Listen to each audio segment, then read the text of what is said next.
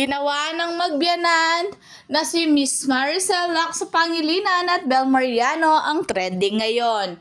At ang kanilang ginawa ay tayo sa wakas.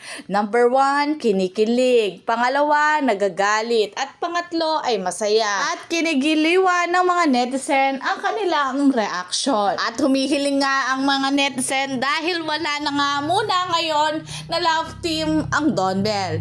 Sana naman ay makatrabaho ni Miss Maricel Lacsa si Bel Mariano. Bagay daw silang mag-ina. Umulan ng positibong mga reaksyon. Sabi nga nila, sorry Donnie, mas bagay si Miss Maricel Lacsa at si Bel Mariano. Natalo kanilang dalawa. At napakaganda ng ngiti ng mami ni Donnie. Talagang kita mo kung paano siya masaya para sa kanyang anak. Na parang anak na rin ang turing kay Bel. Sabi nga nila, I'm sorry Donnie, but ang lakas ng chemistry ng mom mo at si Bel.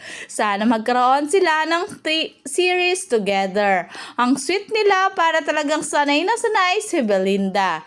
Kung hindi mo na gagawa ng proyekto ang Don Bell, dito muna ako sa Team Maribel. My dream cast for a mother and daughter tandem in a movie or project. Sana mapagbigyan. Please po, ABS-CBN.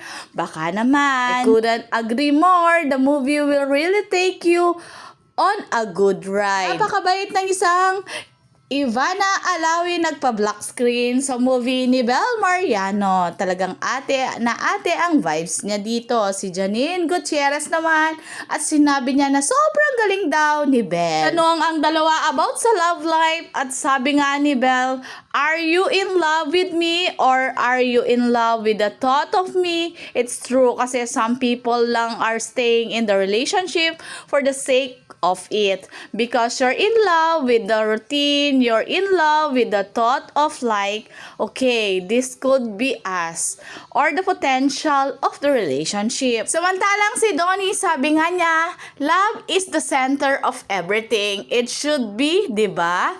But them in the midst of love, in the midst of falling in love, it's not always happy moments as well. So you go through all that.